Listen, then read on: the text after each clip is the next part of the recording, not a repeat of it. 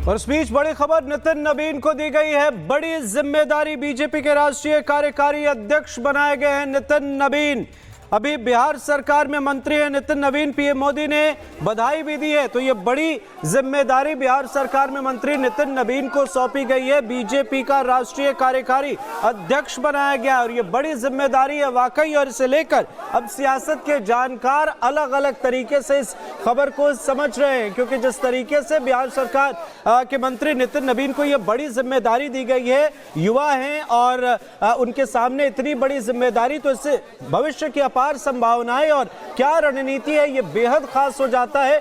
और प्रधानमंत्री नरेंद्र मोदी ने भी नितिन नवीन को इस बड़ी और अहम जिम्मेदारी को लेकर बधाई उन्होंने दी। अभी बिहार सरकार में मंत्री है नितिन नवीन और ये बड़ी जिम्मेदारी मिलने के बाद लगातार बधाइयों का तांता लगा हुआ है। लेकिन निश्चित तौर पर बीजेपी की तरफ से जो ये बड़ी जिम्मेदारी राष्ट्रीय कार्यकारी अध्यक्ष के तौर पर नितिन नवीन को सौंपी गई है, ये दिखाता है कि आने वाले वक्त में आने वाली चुनौतियों को लेकर बीजेपी किस तरीके से तैयार है और किन रणनीतियों पर बीजेपी चल रही है। ये बड़ी खबर आपको बता रहे हैं।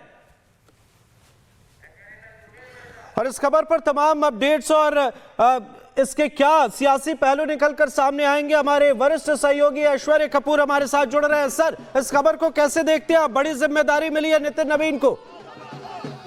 जी बिल्कुल, और आप देखिए ये बात क्लियरली है। और इस समय ये सबसे पहले खबर रिपब्लिक भारत ने जब बताई तो ये अपने आप में भारतीय जनता पार्टी का एक ये लीडरशिप चेंज है। भारतीय जनता पार्टी के लिए ये एक बहुत क्लियर मैसेज है कि बीजेपी अगले अपने भविष्य के लिए, जिसे कहते हैं कि रोड मैप चॉक्ड आउट है बीजेपी के लिए।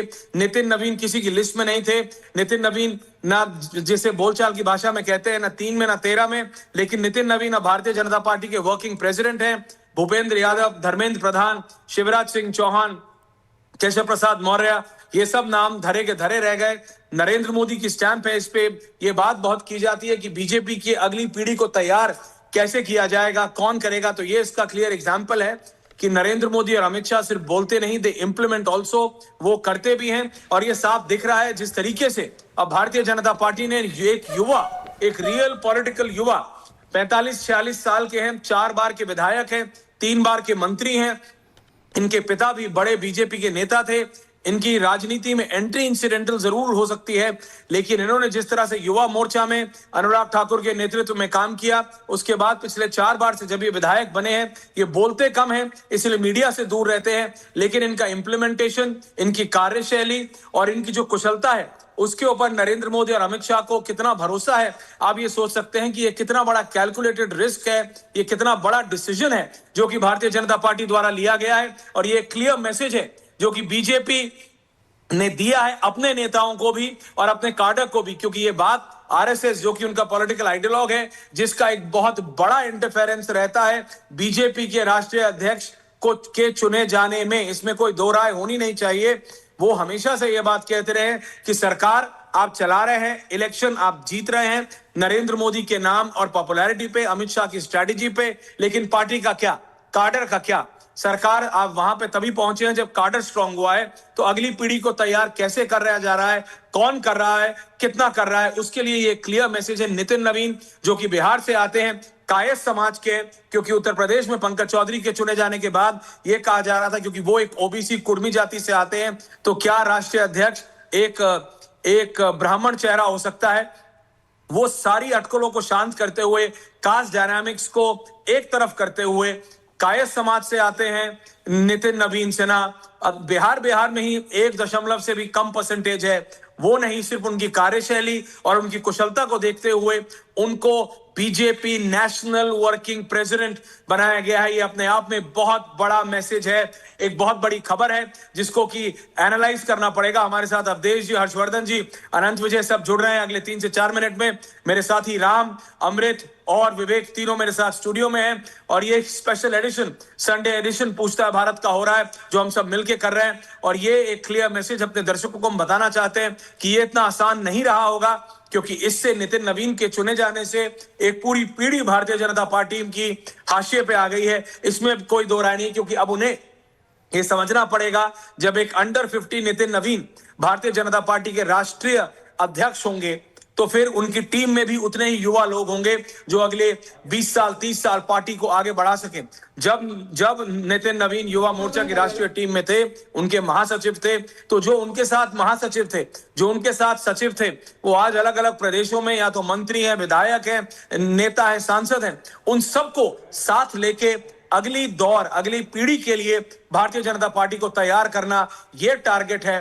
That's the way carved out for Nitin नवीन। लेकिन मैं एक बार फिर कह रहा हूं, जैसे अंग्रेजी में कहा जाता है, pulling a rabbit out of your hat, कोई भी तैयार नहीं था नितिन नवीन के नाम के लिए। और नितिन नवीन का नाम जब आगे आया तो बहुत लोगों के होश फाख्ता हो गए होंगे, बीजेपी के अंदर भी और बीजेपी के बाहर भी, जैसा मैंने कहा, क्योंकि अलग अलग नाम चल रहे थे, धर्मेंद्र प्रधान, भूपेंद्र यादव, शिवराज सिंह चौहान, एक बार तो केशव प्रसाद मौर्य का भी नाम आया, उसके बाद आया प्रहलाद जोशी। लेकिन ये सारे नाम दरकिनार कर दिए गए, एक तरफ रखा गया। और अगली पीढ़ी को आगे नेतृत्व कौन देगा, अगली पीढ़ी को लेकर कौन साथ चलेगा, वहां पे नितिन नवीन का नाम निकल के आया। उनके पिताजी भी भारतीय जनता पार्टी के एक बड़े नेता थे और अब ये देखना होगा कि वो अपनी टीम कैसी बना। अमेरिका रूस को पैसे मिलते हैं, कोई फर्क नहीं पड़ता। हाँ, will it be a mix? जी, will it be a mix? ये अब हमें देखना पड़ेगा कि क्या ये एक मिक्स होगा। बड़े यानी जो सीनियर लीडर्स हैं और जूनियर लीडर्स, या फिर उनको फुल फ्रीडम होगी और वो अगले 2 दशक 3 दशक के लिए भारतीय जनता पार्टी के काडर को वो तैयार करेंगे। ये वो सारी चीजें हैं जो हमें देखनी होंगी। Back to the studio. बिल्कुल, ये ऐश्वर्या आप बहुत महत्वपूर्ण बता रहे हैं कि अगले कई वर्षों के लिए ये कार्य योजना हो सकती है, क्योंकि एक लंबी कार्य योजना हमने जगत प्रकाश नड्डा के साथ भी देखी। जेपी नड्डा की भी पारी, पहले कहा जा रहा था कि 1 टर्म है, फिर वो उनका एक्सटेंशन हुआ और इसके बाद अब नितिन नवीन। ये बीजेपी जो सेकंड लाइन ऑफ लीडरशिप है उसकी तरफ स्पष्ट रूप से देख रही है क्या? चाहे वो मुख्यमंत्रियों का चुनाव हो, चाहे मध्य प्रदेश के मुख्यमंत्री हों, राजस्थान में जिस तरह से तब्दीली हुई, वरिष्ठ नेताओं को छोड़कर भजनलाल शर्मा को लाया गया, और दिल्ली में भी कई बड़े नेता जो दांव लगा रहे थे लेकिन रेखा शर्मा को चुना गया। ये नई पीढ़ी की तरफ बीजेपी देख रही है, ये स्पष्ट इससे नजर आ रहा है क्या ऐश्वर्या? बिल्कुल, और जिस तरह से राम, आप, मैं, विवेक और अमृत ये आज पूछता भारत का स्पेशल एडिशन कर रहे हैं, ये साफ है कि ये खबर इतनी बड़ी है, डिसीजन इतना बड़ा है कि ये एक पूरी जनरेशनल चेंज है। आपने बताया दिल्ली के, राजस्थान के, छत्तीसगढ़ के चुनाव है। नितिन जी, आपके संगठन विचार के हमारे नेता आदरणीय दीनदयाल जी, आदरणीय श्यामा प्रसाद मुखर्जी जी के जो विचारों से अटल जी ने भी जिस पार्टी को सींचा, बढ़ाया, अब नरेंद्र मोदी के यशस्वी नेतृत्व में हम लोग काम कर रहे हैं, तो अब पार्टी के संगठन को और तीव्रता देना और मजबूत देना, नए नेतृत्व को कैसे सृजन हो उस पर काम करेंगे।